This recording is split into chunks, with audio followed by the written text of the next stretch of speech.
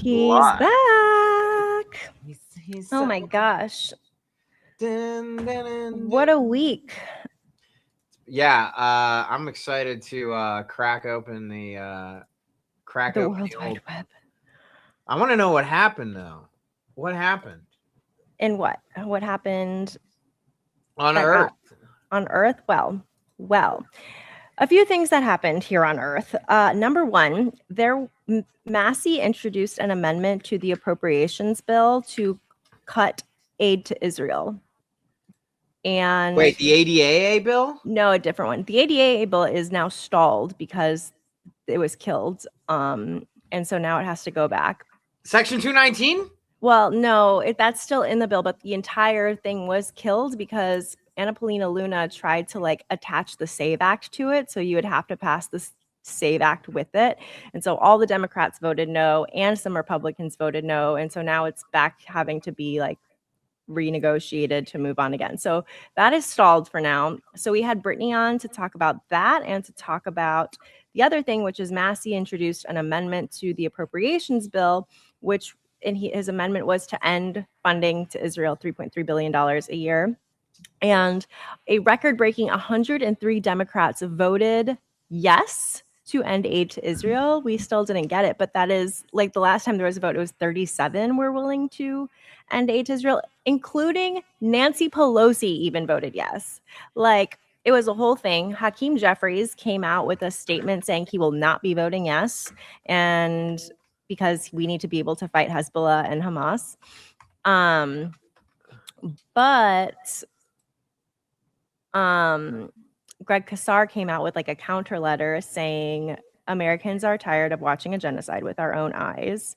And it is most consistent with the Progressive Caucus to vote yes. And I urge all of my colleagues to vote yes as well. So it was a really big deal, 103 yeses. Whoa. And to go up against Hakeem Jeffries like that. So Brittany came on to talk about that because, she's been lobbying for this stuff for a couple of years now. And that was a big deal. So Greg Kassar in the Progressive Caucus said he's the chair of the caucus here. Let me find the letter that he put out. That's crazy. Because usually they are like soft pedaling. Wow. The times they are changing in real life. Just chilling like a villain. What's up? I'm chilling like a villain. I grew a mustache. It was a big week. Okay, so apparently the Progressive Caucus is actually becoming progressive now. Well, Greg Kassar is usually careful, but he's very much like, I've met him a few times because he's Texas. I've interviewed him a few times too. He's very for the people. I think he's just been a little careful because he's the newer chair of the caucus. But his letter said, I'm proud that the Progressive Caucus endorsed the Block the Bombs Act to cut off weapons to the Israeli military, and I believe a yes vote is most consistent with that position. Blah, blah, blah. I want to be clear about the facts. The amendment would block $3.3 billion in offensive military aid and $50 million in non-military funding. In other words, 98.5% of the funding is for military. While I wish we could vote on an amendment targeted to just military aid and, of course, support humanitarian programs, we don't have that option. The American people are crying out for an end to U.S. tax dollars subsidizing Israel's military at a time when millions are struggling to make ends meet. We are sending billions of dollars to a military that has killed tens of thousands of civilians in Gaza, the West Bank, and Lebanon, destabilized the region, and helped lead us into war with Iran. Over the weekend, the Israeli military detained a member of Congress. Do you know about this? Ro Khanna getting detained by the IDF?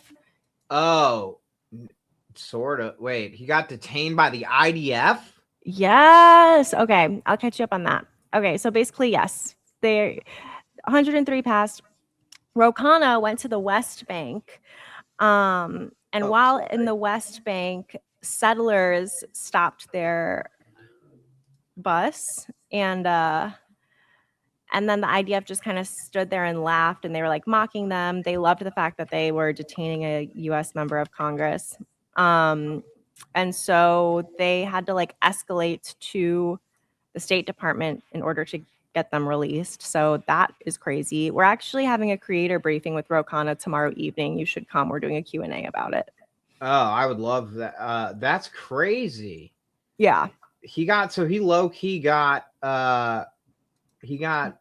well, they didn't like take him to jail, but he was held from entering an area where settlers had just burnt down a West Bank village, and he like spent a few days in it, like talking to Palestinians. He said it was like he's just like dedicating the next few weeks to sharing stories of Palestinians in the West Bank.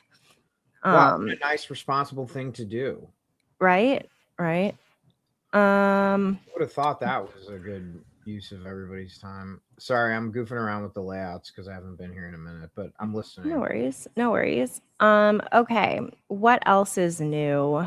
I can't believe that didn't spark like an international incident. Of course it didn't. They're all saying he lied and that he went there to purposely make the IDF look bad. He got detained on purpose, that he should have coordinated with the Israeli government, which why would he need to do that when he's going to the West Bank? They're not even supposed to be in the West Bank. So yeah, he's just been kind of torn apart a lot, to be expected. But yes, I'm excited for the creator Q&A tomorrow with Creator Congress.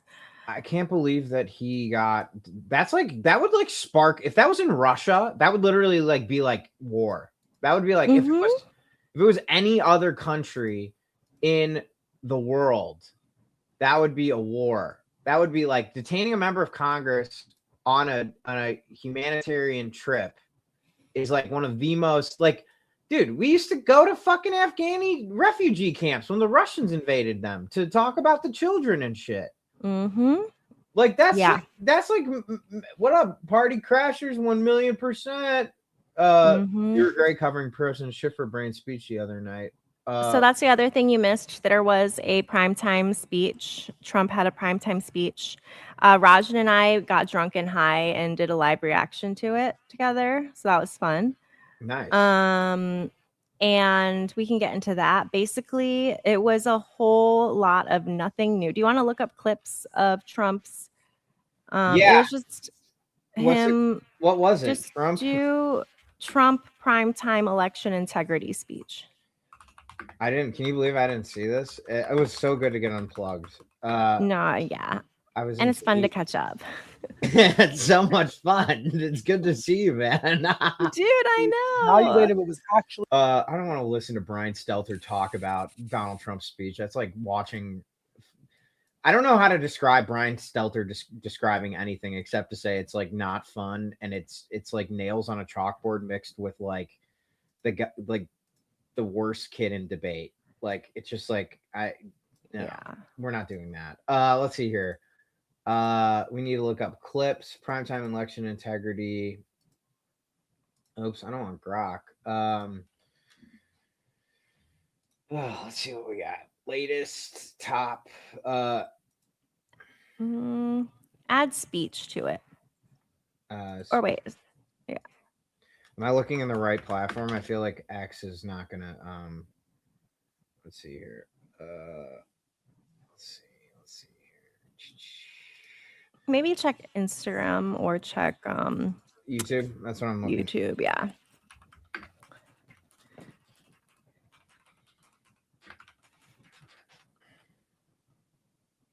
Oh, here we go. All right. Addresses the nation on election integrity. Jesus Christ. I missed a whole ass election integrity thing. Full speech. All right. Let's see what this has to deal with. Yeah, just do the whole speech and then put it in like 1.5. Yeah. Okay. 1 second. I have to pee anyways, but I can hear you. All right. I'll be right back. Go ahead and start. All right. What is going on here, folks? If you're joining us, I'm back. He signaled that the president, as you mentioned, Didi, could in fact reveal previously classified information. Oh, okay. Let's see here. President Cartman wants his participation trophy, and he wants to know if you have your hall pass. That's a good. He's such a narc, dude. For somebody who's supposed to not be a narc, he's very narky. You know, he's very like, they didn't follow the rules.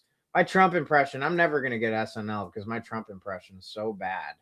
I wish Chicago Bish was here, but she's probably doing like important life stuff. But there's never like this is crazy. Why does my layout keep going like that? It fucking pisses me off. Sorry if you're on vertical, you should switch to a better platform for streaming. I'll let you in on something. Us libertarians hate that son of a bitch even more than you liberals do. You know what, Jimmy Myers? I actually knew that. I knew that because a good friend of mine is kind of I always call him the Thomas Massey to my Rokana. You don't need SNL anyways. I think you're right. I don't. But yeah, no, I know. I like libertarians because they're actually politically consistent people. I don't know what kind of bunk ass news channel this is. This looks like CNN if it was like bootlegged by somebody. Let's see here. I would not be surprised if some of this is just becoming like Hi, I'm back. What's up? All right. I don't know what the national desk is, but let's see if we can get a speech without any fucking. Well, just skip the commentary part. Yeah, I don't want this commentary. This lady's got a. After the worst inflation in 48 years, the wide open borders with millions and millions of the people same pouring in fucking from talking points all over as the every world, time. including criminals of all types, and 11,888 murders, many of whom killed more than one person. We had transgender for everybody, men and women's sports, crime ravaging our cities, and the whole world was laughing at us as a nation, but not anymore. Dude, he's like playing the hits. Like, yeah, no, he has nothing new. He literally is just doing the same recycled talking points since like 2016 at this point. Yeah, no, he's doing what works. But the problem is that if you're in charge, the opposition playbook doesn't work because you can't blame people because you're in charge. Like, it doesn't work. If you want to know a good example of 2 years ago, our country was dead. Now we are the hottest country anywhere in the world. I love when he says our country was dead, stone dead, dead on the table, and now we're back. I like when he says we're dead. America is respected like we have never been respected before. We have more money being invested in the United States than at any time in the history of our country. More Americans are working today than ever before. This week, it was announced that inflation saw the largest monthly decline in more than 6 years. Just happened. It was just given out. The media reported it. I have a fact checker if you want to look. The best in 6 years. The tax cuts in are great. Yeah, is that true? What he said? No. Well, it's kind of true, but it's also because it's been the highest it's ever been. Dude, look at the NASDAQ dropped like 3.5% last week. What the fuck happened? We do live in airport rules. Like, if you told me the president of the United States 10 years ago, if you told me the president of actually 5 years ago, I would say 5 years ago, if you told me the president of the United States was going to go on TV and repeat all of this election mumbo jumbo bullshit. What's going on, everybody? If you're here, say hello in the chat. He spent more money in 1 year than Barack Obama did in an hour. In 4. Yeah, actually, it's crazy. He did. This is what our deficit is the hottest that it's ever been under a so-called Republican. It's funny. He's even pissed off libertarians. Yeah, I mean, he is like very much not libertarian because he's controlling everything. He's a liberatarian because he is behind the candelabra. Exactly. Wait, so do you have a fact check on any of this shit? I do have fact check on it. I'll pull it up. 1 second. I'm going to grab a glass of water. Okay. So the fact check so far.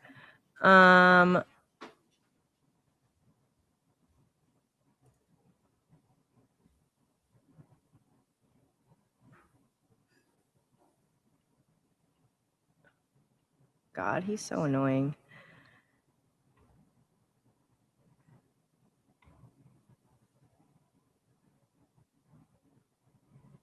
More Americans are working today than ever before is half true, in part because in his second term, Trump's job creation is significantly underperforming that of Barack Obama, Joe Biden, and himself in his first term.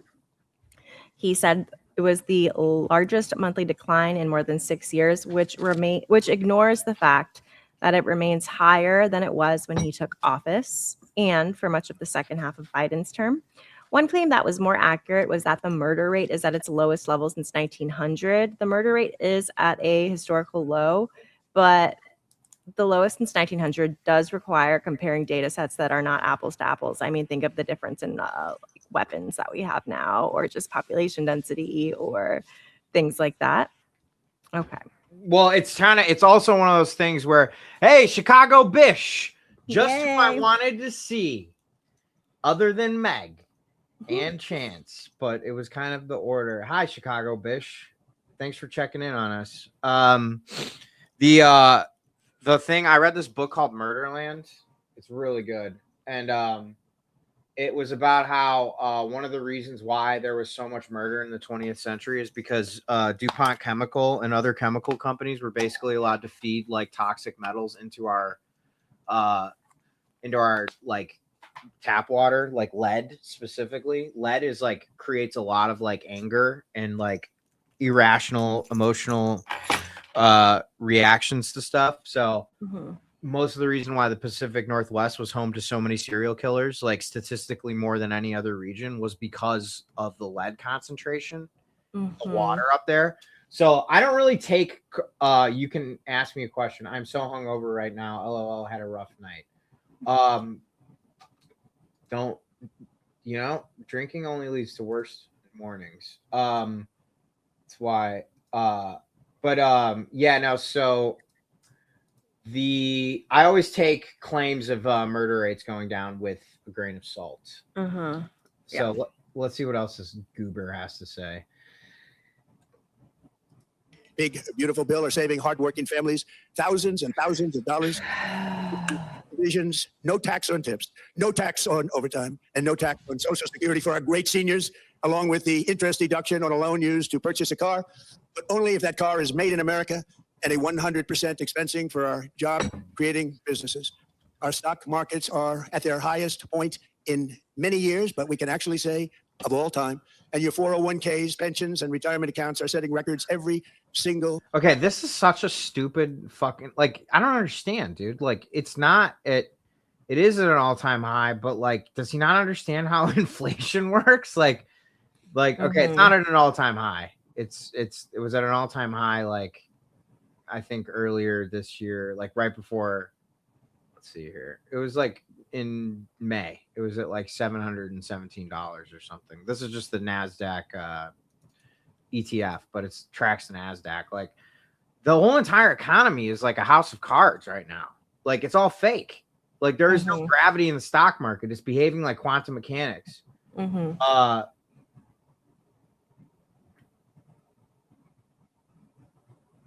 This person saying that Chance is saying that he's worried that the next generation doesn't know the difference between leaded and unleaded gasoline. Don't worry, Chance. They're gonna find out the hard way. All right. The highest in history. For years, we paid the highest price for prescription drugs anywhere in the world. Now we pay the lowest price under my most favorite policy, because I was able to get the rest of the world and the pharmaceutical companies to act responsibly. Drug prices are coming down by 70, 80, and 90%. TrumpRx.gov. This will ultimately reduce the cost of healthcare. You have to go to TrumpRx.gov and take advantage of it. But the cost of healthcare is coming way down because of what we've done with prescription drugs. And with Trump accounts, every child in America now has access to a tax-free investment account to save for their future. Billions and billions of dollars are being invested, put in by companies. Can you skip it a little bit? Take care of our children. Years I've called for bold, swift, and decisive. They did. I mean, really, he doesn't say anything new. So I can also just summarize now that you've kind of gotten an idea that it's Trump's greatest hits all over again. I want to see what TrumpRx.gov is. I didn't realize it's I think they made this on Claude. What? It looks like they made this on Claude. Yeah, they did. America was being overcharged for medicine. The same drugs made in the same factories at the same dosage were costing Americans up to 1,000 more than in any other country. This is unacceptable. Of course, like pharmacy benefit managers never enter the equation. Kappa, howdy. Say hello to the people. Hi. It's like Black Panther's cousin. All right, let's see what I want to see the medication, and then you can tell me the let's see here. Ozempic. That's a popular one, right? Okay, $149. Okay, let's go to GoodRx. Let's see if this is just GoodRx. You know what GoodRx is? I use GoodRx for my meds. Yeah, the problem with So I used to work in like Medicare. I used to sell like Medicare Advantage plans. Horrible job. Here, look, good RX, $149 without insurance. Boom, same thing. The This is bullshit. Like everything else. Oh, it's all bullshit. Like everything else he does. Okay, so tell me, catch me up now. Tell me what I need to know about this speech and its impact on the free world. Did everything get fixed? Well, basically, he started making these crazy claims that they finished their investigations into election interference and that they released what is the website? The website is here. I'm just going to send you the link. Copy link. Okay. They released a bunch of documents, but those documents are literally there's nothing new in them, and he's just like talking a lot of crazy shit. So first he says that China obtained voter registration records and that China carried out what is believed to be the largest compromise of election data in history, resulting in China's illicit acquisition of 220 million US voter files. But wait, have you seen these documents? No, I heard they're heavily redacted too. Yeah, no, they're batshit crazy. This is nuts, dude. Hang on a second. Let me see if I can put it in a browser tab. So, dude, this guy is crazy. Look at this. He's crazy. Yeah. Look at this. This is okay. Let's see here. The PRC analysis. Literally, they just picked out what they. Yeah. Declassified by council. What?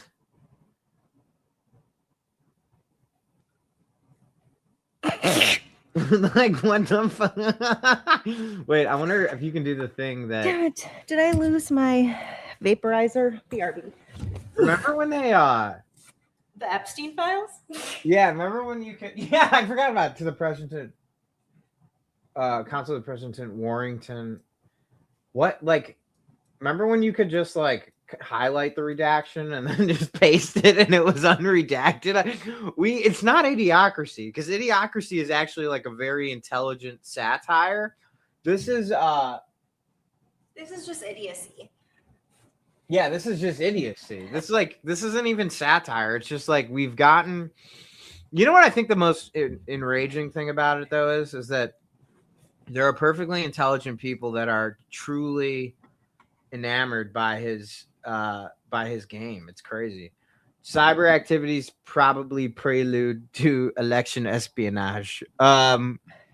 So basically, he says that China interfered in elections, but these reports already came out a long time ago. And what actually was concluded was that China looked into interfering in elections, but then they decided that Obama or Biden wouldn't really, or no, Biden versus Trump really wouldn't make that much of a difference to them. And it wouldn't be worth, getting involved. So they did breach our elections. They did not interfere, though. He then said that members of the deep state worked to actively suppress and downplay information about the extent of China's election meddling and then covered it up. But the intelligence community provided him with a classified report in 2021 about foreign interference. And 2 months later, under Biden, they issued the declassified version. So it said that China considered but did not deploy influence efforts intended to change the outcome of the election.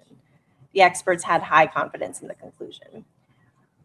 So what's the deal, man? Why are we still talking about this election integrity thing? It seems like the elections are they have integrity. The elections are people of integrity, man. Let's lay off the election conspiracy wonkiness for like. Well, he's trying to set up to be able to overturn the midterms. Oh, I forgot. We still have elections in this country. Mm-hmm. God, this is so exhausting, Meg. Mm-hmm, when are we gonna have... I know. Can't we just have one normal week? Can't we have 1 week? Well, you gave yourself a not normal week by sitting there growing a mustache, but at least you got to unplug for a little bit. That's okay. More updates in the world. Do you want to know about the Chicago mayoral races? I'm just They're getting kinda back, fun. but wait, what's going on with? Tell me about Lindsey Graham though. I heard he died. Ah, yeah, he died. Okay. yeah, that's hilarious. I'm sorry. Okay, so he died. He went to Ukraine to take a look at their weapons. Ooh, And then I'm sure he did. Lady Lindsay always like to look down the wrong end of a dude, Harlem it's actually really weird. People think he was assassinated. You should pull up Iran's Lego video that came out afterwards. Oh, really? Because apparently all of a sudden they're like, he had a sick and sudden illness and died of a heart attack. And then Kash Patel is like, the FBI is putting all resources and we're like, putting Wait. all resources towards a heart attack? To a heart attack? Yeah, that seems sketch. Oh, here we go. Wait, I have to okay, releases threat video. Is this it? The one with the is this it? I think so. No, okay, I gotta go to YouTube. YouTube has on the director's cut. Hang on a second. Dude, it's so funny to me that we live in such a surreal time. Like it's impossible to satirize some of this shit. Lego video. Because it's real life satire. I was like, okay, here we go. Iranian media mocks Senator Lindsey Graham's with Iran Lego ready video. Oh, Can you make us smaller? Because I can't see the whole thing. Oh, no, yeah. it's okay. I'll make it full screen. One second.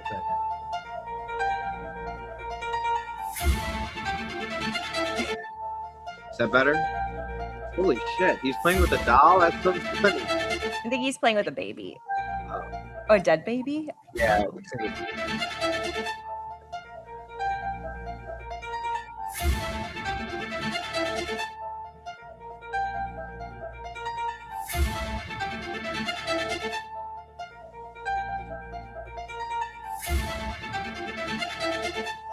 They're saying Laura Loomer's next.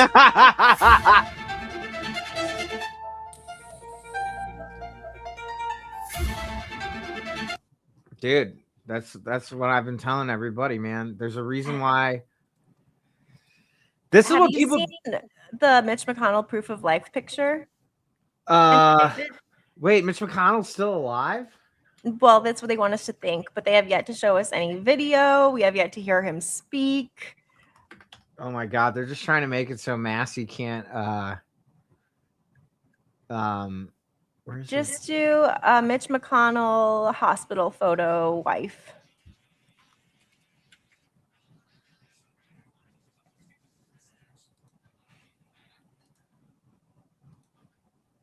All right, hospital picture, you're saying?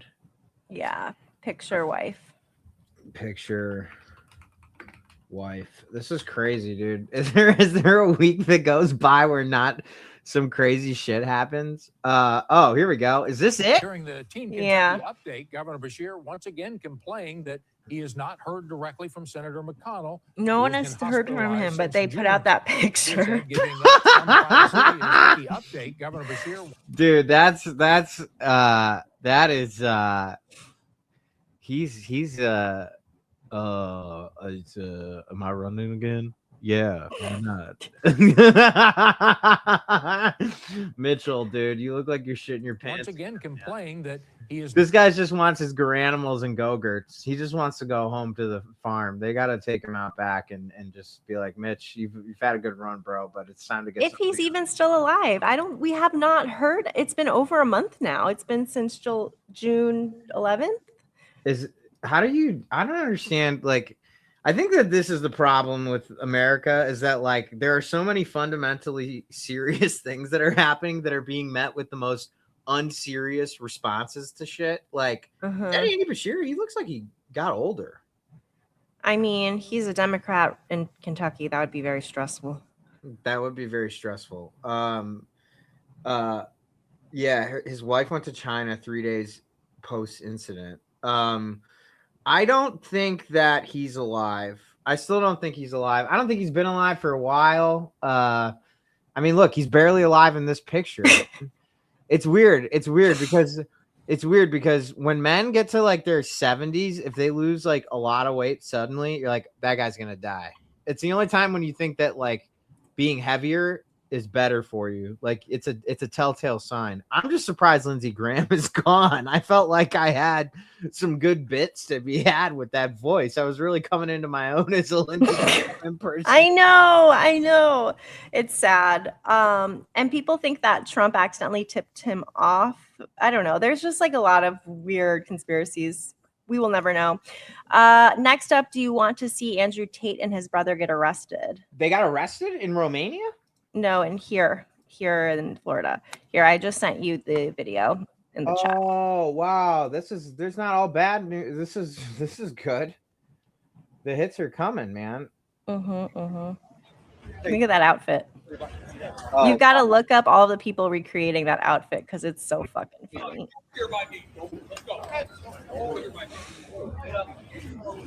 is he getting mogged or is he mogging? I can't. What? Is that a real guy in his crew? I guess he was supposed to co-host some event in Florida. And he's going to be extradited to the UK where he has 21 total. He and his brother collectively have 21 total charges. Good guys for the win. We gotta. Wow, look at this. He's going to jail. Thank God. That guy's a monster, dude. Oh, he's a monster. I was just reading about his paid courses. Like it was like $8,000 a month to learn how to manipulate women, and he called it a PhD, the pimp and hose degree. And then I was reading some of the things like about his Romania allegations. Prosecutors say they used manipulation and intimidation to bring women under their control, with the document describing an intent to reduce them to being sexual servants. Prosecutors also alleged that the brothers controlled their OnlyFans accounts to divert tens of thousands of euros in earnings to them. There was a woman from Moldova who genuinely believed she was in a relationship with him and they would talk about marriage. He encouraged her to relocate to Romania, promising her safety as long as she stayed loyal. He raped her twice while trying to pull her into a trafficking scheme built around producing OnlyFans content. Ugh. He's a bad fucking person. Dude, you know that when he gets in though, they're gonna like look at his papers like in jail and they're gonna beat the shit out of him. Good. Like, they're gonna beat the shit out of those guys when they get to jail. You've got to look at like people recreating his outfit though, because it is very funny. All the women coming out in their bright purple tight shirts and Andrew Tate outfit. Oh man, that's bizarre. Oh well, what? No, there's no Andrew Tate outfit recreation on X. Okay, damn rude. let's take a look here. Andrew Tate. Oof. Where is the? I can't believe that he finally went down in the United States. I never thought that that was going to happen. It always seemed like something that was going to. It seemed like something that he was never going to go down for. I'm having trouble finding his outfit though. What is wait, what? Look at this, Meg. Can you hear this? A woman got a text. Can't hear it. I don't think there's any sound to it. A Texas woman got an abortion, so Texas police used 83,000 flock cameras to track her down. 83,000. They aren't using these cameras to track blank, blank, or blank. They're using them to find your missing. They're not using them to find your missing children. They're using them to throw women in jail for making choices about their own body with our tax dollars. Oh, look at this. Flock cameras to stalk romantic interest in rivals. I've seen that too. Many have become familiar with flock cameras being used to scan license plates. An investigation by 404 Media. Wow, this is really bad.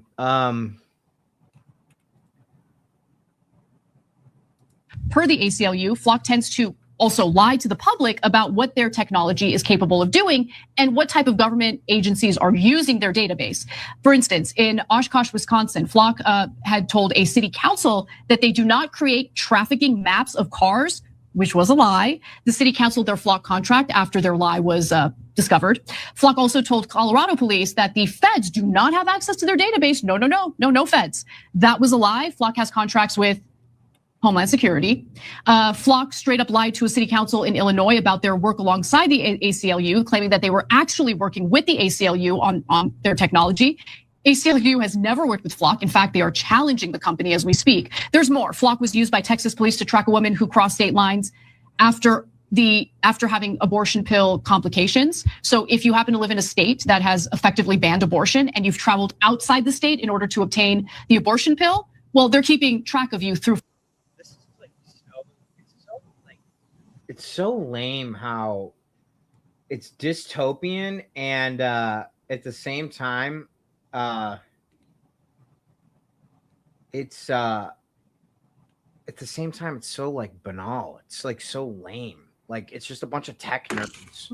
We're like, yeah, have the technology. What's the worst that could happen? The worst that can happen is the worst that people can do, and people suck these days. We have a president in the White House who's been adjudicated for sexual assault. So this is quite literally top-down rape culture.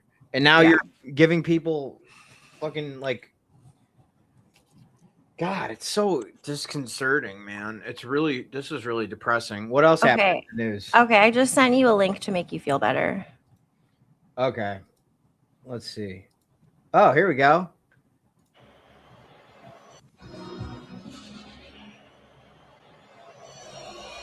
President of the United States on the field alongside Gianni Infantino. Oh, there's Claudia Steinbaum. She's cool. Can you hear the booing? When I watched it, I could hear the booing. Yeah, I don't hear it. We need to get these grown-ass men to just wear dress shoes. I can't. Gianni Infantino's a tool.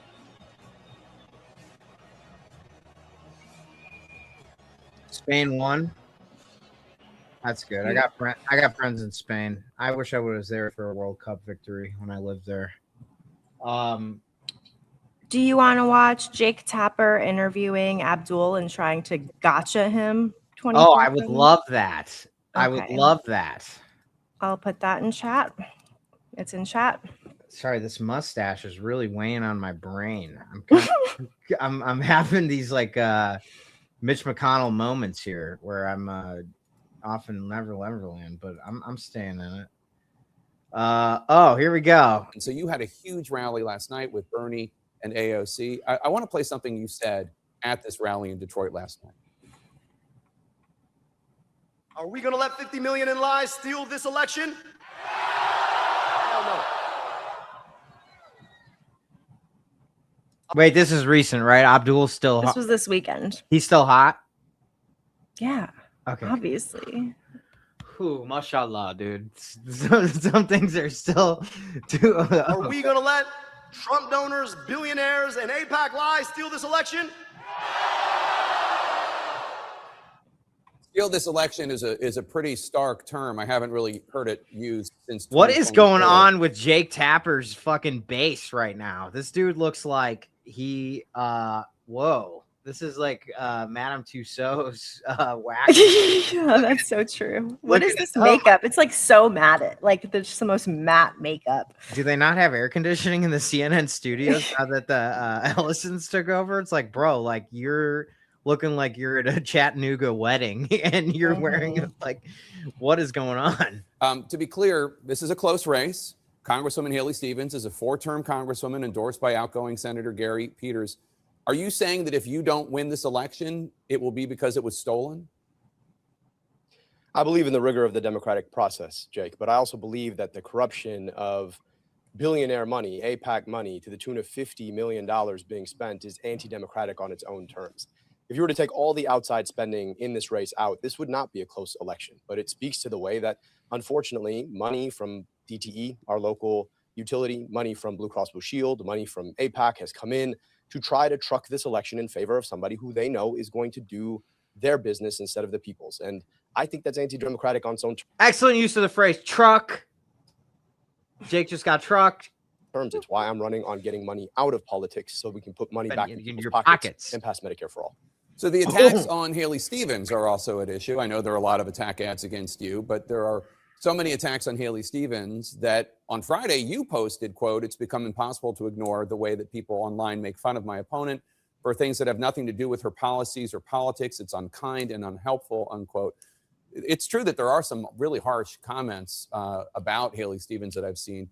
Here's one. Quote, "She's a suit with a large AIPAC bank account. That's it. She can't string together two coherent sentences."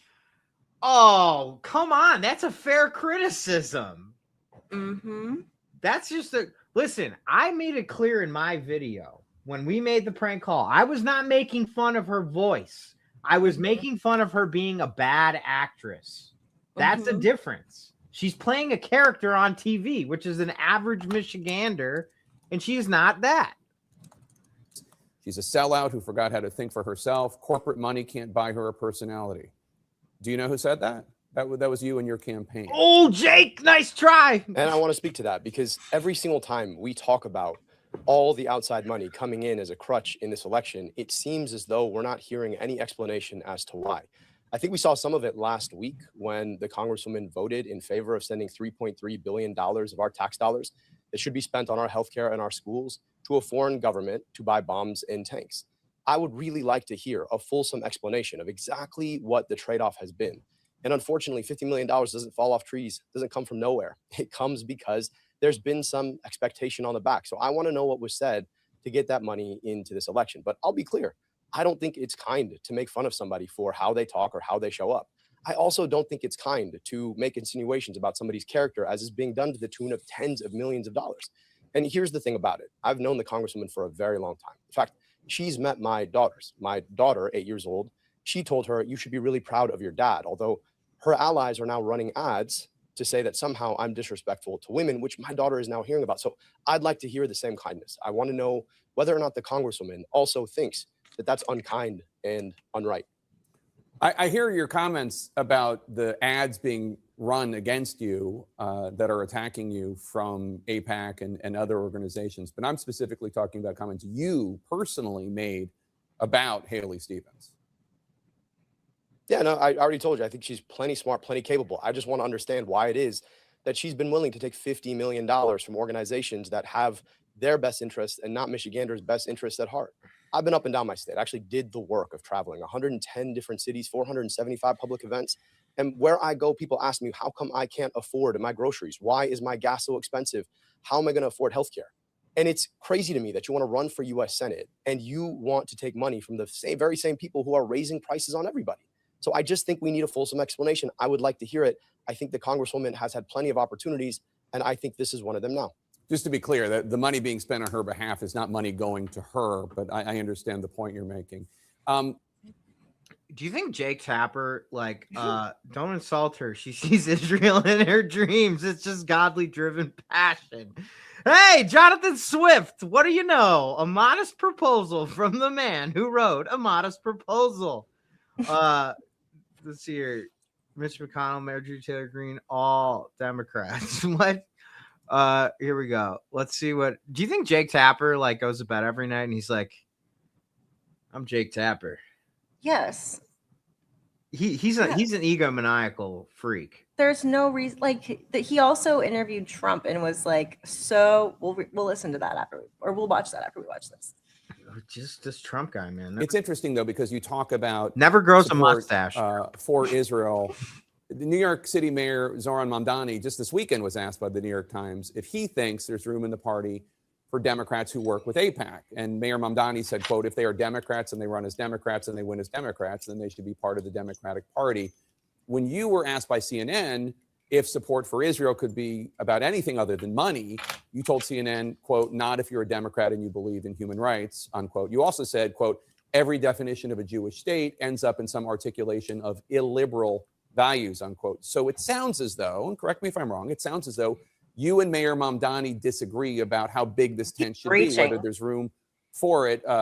It's so funny to see these guys who have been interviewing 85-year-old men with catheters have to interview people that are younger than them, and you can just see Jake Tapper being like, "Oh, this is so much harder than Chuck Grassley." Like, it's so much And harder. Mitch McConnell. Yeah, Mitch When I talked to him on the phone for 20 minutes yesterday morning. He's like, I used to play brick breaker in between Mitch McConnell's answers. Like, what's going on? And I could do my Wordle while Mitch McConnell was waiting. He's the kind of guy who applies hair gel to his hair before going to sleep. That's pretty good. In the tent True. for Israel supporters. Such a tool. Well, Jake, I'll tell you this. There's always room in the tent for folks. And I'm for human rights. I'm for equal rights to peace, dignity, and self-determination. Whatever you think about the right of Israel to exist, I wonder if they have a right to our tax dollars. And here's the thing about it. Every time I come on CNN, you guys ask me the same questions about these theoretical rights of existence or whether or not I agree with the mayor of New York. I'm running for Senate in Michigan. And in Look at Jake's face. He's just like, why is he pushing back against me? This isn't fair. This isn't fair. This is not what interviewers are supposed to. My handler said this was a good line of questioning. My handler said this was a good. I talked to Jonathan Greenblatt before this, and we did all of our talking points, and he said I could call him anti-Semitic if he talked back to me 3 times. This is the 3rd time. You better watch it. In Michigan, people can't afford their basic needs. They don't get the healthcare they need and deserve. They're worried about the quality of their kids' school. And the question seems less to be about the interests of Michiganders than the fact of something happening 6,000 miles away. I'm running for Michigan Senate, and I want our tax dollars spent in Michigan on our schools and on our healthcare. And the idea that somebody wants to vote to send that money away, to me, seems to be an anathema. So, you know, with all due respect to the mayor of New York, I just think my tax dollars should be spent here. And I'd rather have a conversation about Michiganders than New York Times headline: Abdul El Sayed and Zoran Mamdani fracture. Beefing. Fracture along party. Can the left keep itself together? Is this the end of the burgeoning coalition of crazy wild leftists? Of Hamas supporters. Yeah, of support. Yeah. What's his name? Brett Stevens reports. what's happening 6,000 miles away. The war with Iran is clearly heating up. 3 U.S. service members, well, 2 were killed and 1 is missing overnight. Oh, Jake, the war with Iran is clearly heating up. Sorry, I just had to do that because it would be funny. They were stationed in Jordan.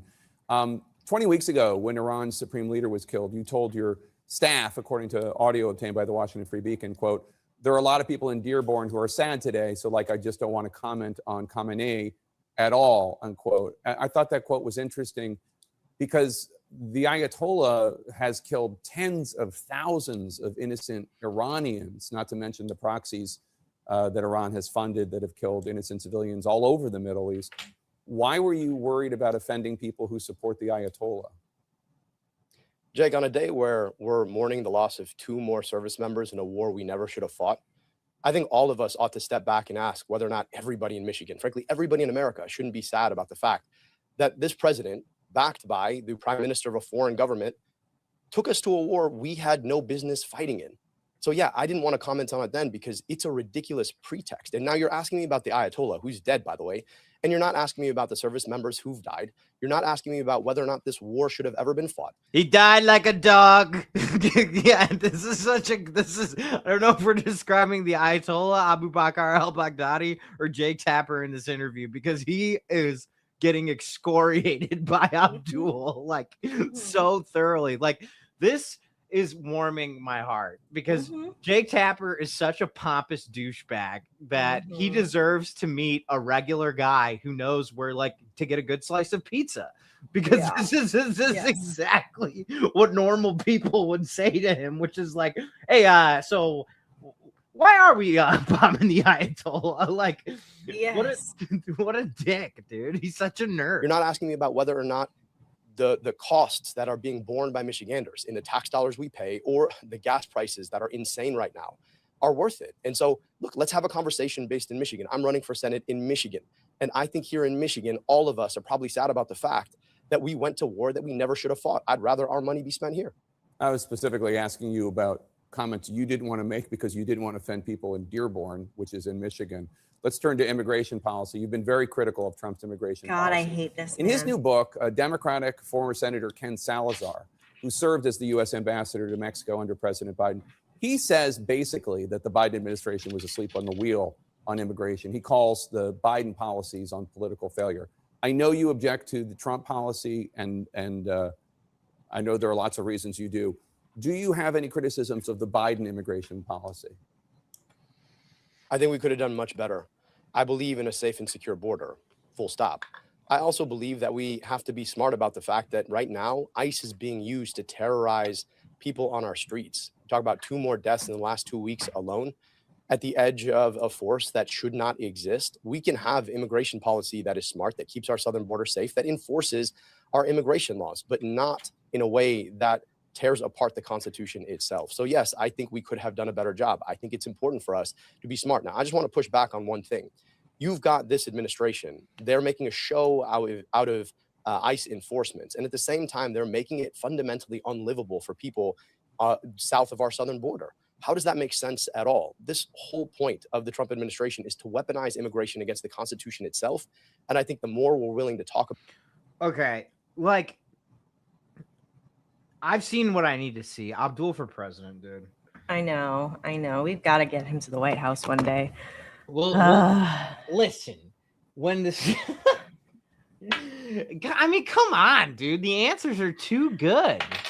He just fuck Jake Tapper, dude. Fuck Jake Tapper. Okay, let me see if I can find this Trump interview he did. Yeah, I want to see it. Let's see here. Whole communities must be labeled as terrorists. Oh my gosh, dude, Jonathan Swift. What? Whole communities must be labeled as terrorist, criminals, or anything of the sort so that the general public will accept that they become victims of state violence in any form. Dude, Jonathan Swift, listen, 9 times out of 10, if somebody comes in with that big of a name, Jonathan Swift, one of the best political satirists of all time, they are going to underwhelm.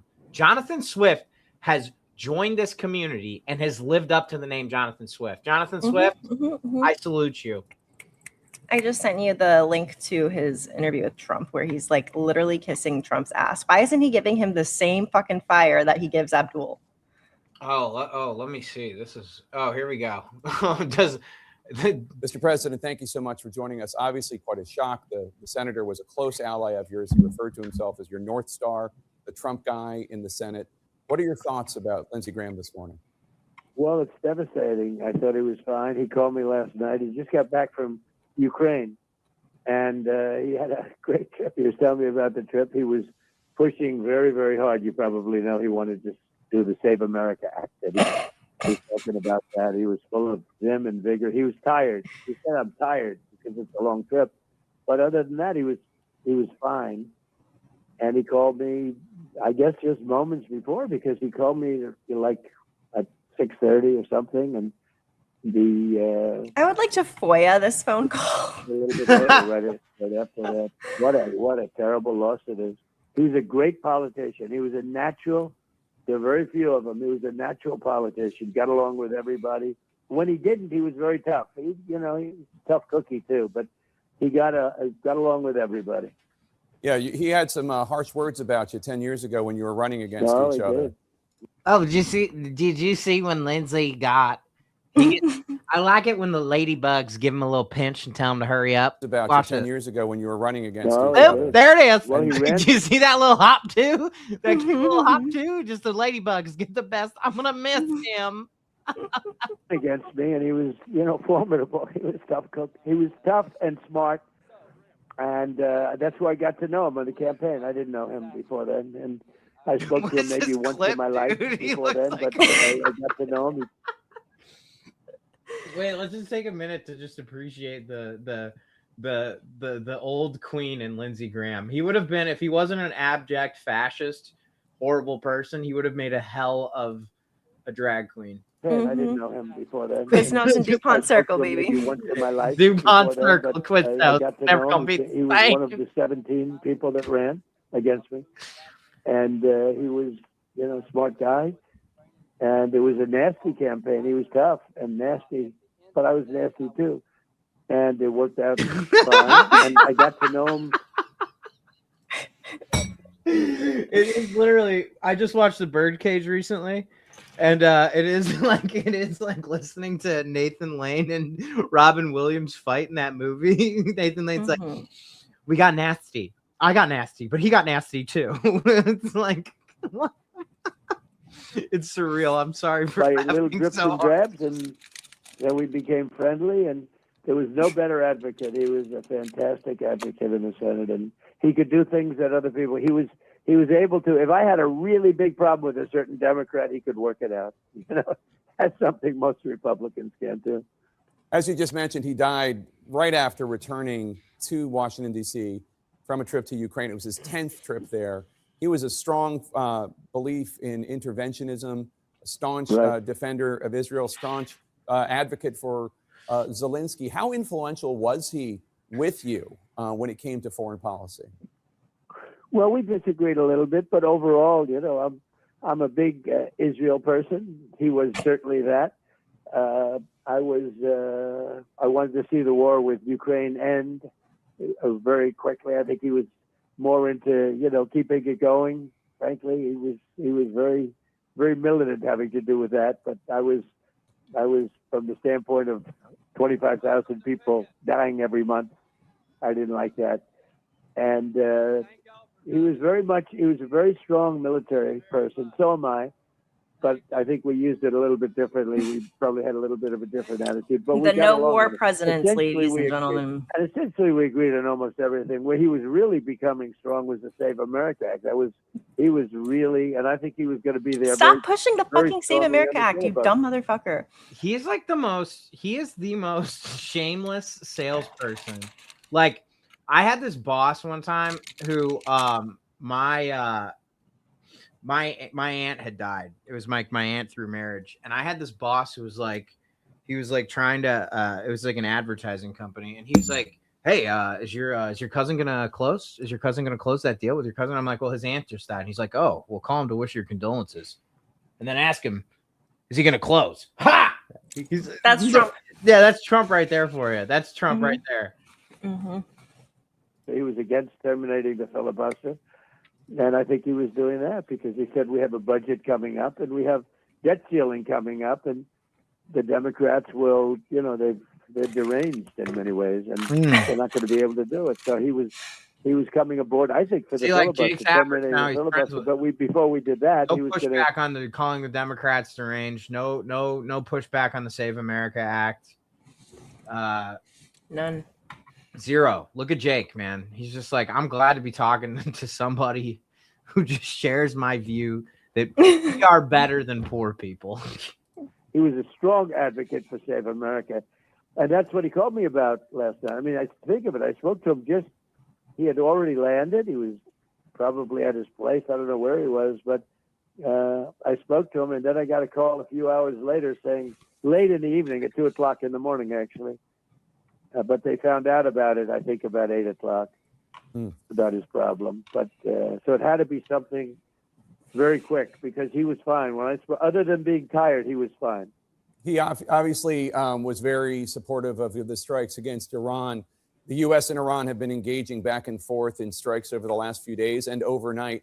Are we back at war? And who controls the Strait of Hormuz? Well, I don't want to, out of respect for Lindsey, I'm not talking about that. We hit him very hard last night. So I don't want to talk about it, but I will say we hit them very hard last night. We had to deal with them yesterday. They were giving up everything. And then all of a sudden, 2 hours after that, they hit a ship with a drone. And I said, these people, there's something wrong with them. But I'm talking about a man who had nothing wrong with him, and that's Lindsey Graham. Iran has declared the Strait of Hormuz closed. Is that true, Mr. President? It's open as far as we're concerned. Don't talk about it. Talk about the reason that you asked me to speak. Okay. We appreciate your time, sir. Before I let you go, is there any other final word that you want the American people to know about Lindsey Graham? What was it about? I think his finest moment. I think his finest moment was when he was at a cocktail party. He was at a cocktail party. He had just gotten back with the donuts from DuPont Circle, the Dunkin' Donuts. He said, "My ladybugs are crawling. My ladybugs are crawling. Who's got the Adderall?" That was my favorite moment with Lindsey. Let's see how close that syncs up with what he said. Was his defense of Brett Kavanaugh, who's a terrific guy, and was treated very, very unfairly by the Democrats. Very unfair. I've never seen anything like it. Maybe the worst I've ever seen anyone treated. That includes me. Well, maybe not me, but it includes me. just about everybody. He was treated so unfairly. And Lindsey, as you remember, had that moment. And, you know, I'll tell you, Jake, I think it was the top 10, maybe a top 5 moment in the history of the Senate. It was an incredible display. And he did it from the heart. He felt strongly about Brett, and he did it from the heart. And it turned that whole thing around. He was really amazing. That was one they should replay. Mr. President, thank you so much for joining us. So his sister took over his seat. Whose sister? Lindsey Graham's? Yes. Oh, well, that's good. At least they're gonna talk similar. Yeah, exactly. You can just like make fun of her now. Okay. Now, other things that you missed, because this is like pretty much the end of my list, other than the Chicago mayoral, where we had Andrew come on to talk about the Chicago mayoral race. He brought his friend Leo, who is running for alderman in 25. Dude, we've got some fucking crazy candidates. And although Brandon Johnson hasn't announced he's running and he has a very low approval rating, I think he's going to need some help because the alternatives are wild. So I'm going to show you. Can I take over the Yeah. Okay. Oh my God! You mean to tell me we have to do an LA crazy mayoral race? Oh, Jesus. Yeah, Jesus. I am saying Oh, that. Marky C. Oh, Marky Calistro came in here. Trump's a hoe. Go Biden. Marky C said that. Marky C with solidarity. I love you, dude. Marky's the best. We got some love in the Instagram chat. That's cool. From the friends, the family. Oh, shit. Somebody said this guy is terrible, which is not inaccurate, depending on who you're asking. Okay, I'm gonna show you first. Her name is Electric Susie, or she's known as Electric Susie. Can you guess where she got that from? I don't know. Okay. Anything anymore. It could literally be like because she's good at the electric slide, or it could be because I don't know. Okay, are you ready for this? Yeah. Mr. Speaker, ladies and gentlemen, today marks the end of a long and difficult journey for me on the issue of the death penalty. Many of you may recall that I was one of the last members in this chamber to pass an expansion of the death penalty. In fact, there was no issue that I was more passionate about than that one issue. Throughout my entire life, I've been a staunch supporter of the death penalty and a firm believer in the justice it serves and the punishment it represents for the worst of the worst in our society. I still believe that to be true. I want to leave no doubt that I feel no compassion or see any value whatsoever in the lives of the truly guilty on death row. I could administer the death penalty myself to a cop killer or a serial murderer and sleep like a baby at night. What the fuck? I know. As a matter of fact, I believe that our current manner of executing the guilty in Illinois is much too compassionate and shows respect for life where the killer had none. I believe that a sanitized death is too kind and that the guilty should die in a manner much harsher, truer to the crimes that they committed. I know that this may sound cruel to some of you, but it pales in comparison to the cruelty inflicted upon so many innocent victims by these murderous animals. But this debate for me is no longer about whether or not guilty killers deserve to die for their crimes. They do deserve to die. They do. Okay, so that is Susana Mendoza who is running, and she's like the kind of the front runner. There's another guy who has not yet announced, but like everybody knows that he's going to. What in the world just happened? Okay. I will pull him up. That lady is 6 sheets to the wind crazy. She's nuts, dude. That's intense, man. Oh yeah, she's insane. Okay, so then this guy has like all the backing from all of the major like unions and billionaires, and he is the current Secretary of State. Who? Alexei Julius? Yes. So he's sitting on 25 million in his campaign funds. He like has ads out for a Secretary of State, but they're only being shown in Chicago, with that much backing, they're like, he's definitely like the favorite, but another billionaire backed guy. Except this billionaire back guy is Greek. Okay, he's a Yes. Greek. He's Greek. Just like His family like used to be big bankers, and they lost their bankers from their banks from some scandal where they gave out bad loans during the crisis. And he's like really good friends with Obama. I'm trying to like reiterate everything Andrew said. So like those two are the front runners, and then there's another guy. Can I tell you how Greek people vote in the mayoral race? This is because when Paul Vallis used to run for mayor, my family was like, "So you're gonna vote for Paul Vallis?" And I'm like, "No, why would I do that?" And they're like, "He's your cousin by your side." And I'd be like, "Yeah, but I don't like his politics, man. I'm not gonna ever vote for Paul Vallis. I don't give a shit." He's like, "But wouldn't it be nice to know that somebody you know?" And I'm like, "No, I don't know him. My dad doesn't even talk to him. Like, I don't care if he's Greek." And then the other guy is Cardenas, who he basically is super crooked. Like, he's gotten in trouble for doing a lot of crooked things. He basically built an asphalt factory, whatever, in his neighborhood. So like there's tons of pollution. He got money from that asphalt for doing that. He's just like thrown people under the bus so much. People hate him. People follow him a lot, like follow him around just to like make accounts of how awful he is, right? Chicago Bish doesn't like him. If he doesn't have the Chicago Bish stamp of approval, then she's the general of this army. Done. Yeah. So those are like the main contenders that we are up against, and then Johnson. So Johnson's approval ratings are really low right now, but it's like we have time to just like help to push him on, So I feel like he's going to need some help, and I think we should help him. I like Brandon Johnson. I think he's great. I like him because he's like, hey, you know what a problem is? He's like, this thing, and then it's like, why don't we give young men some place to go hang out with their friends? That seems like a perfectly reasonable response to like, instead of like militarizing the police and like hassling people, like we do nice things for people. The thing that he did, a couple of things that he did that pissed people off, which is what I learned this week in our conversation, was one of the first things he did was give the police a huge raise. I don't love that.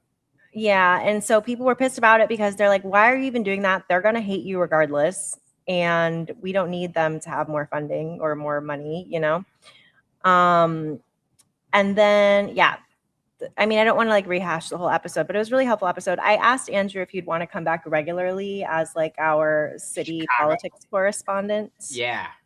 Because I think like it would be good to get, regularly updated on these things, because it's kind of like, what the fuck? If Electric Susie wins mayor, that's not that. If another multimillionaire is in office, no, like Cardenas, no.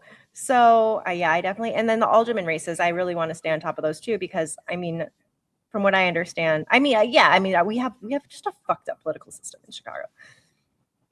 It's the worst. Well, I think that's it for us today. But Meg, are we going to be back tomorrow? I think we should come back tomorrow. I'm going to come back tomorrow. I'll be back tomorrow.